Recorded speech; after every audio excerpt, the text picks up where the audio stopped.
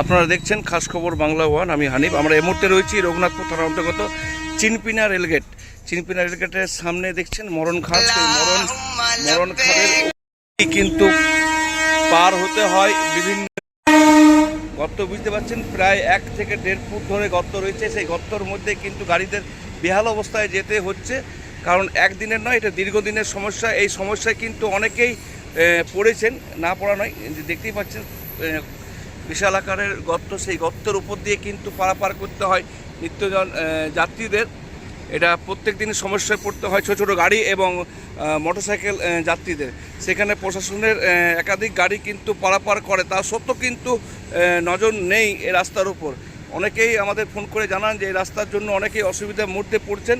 সেই বিষয়ে আমাদের খবর দেখতেই পাচ্ছেন সরাসরি রঘুনাথপুর থানার অন্তর্গত চিনপিনা রেলগেট, যেটা দীর্ঘদিন ধরে, একদিন দুদিন নয়, দীর্ঘদিন ধরে কিন্তু এই রাস্তা বেহাল অবস্থায় পড়ে আছে। বুঝতে পারছেন ছোটো ছোটো গাড়ির চাকার ক্ষেত্রে কতটা অসুবিধার মধ্যে পড়তে হয়।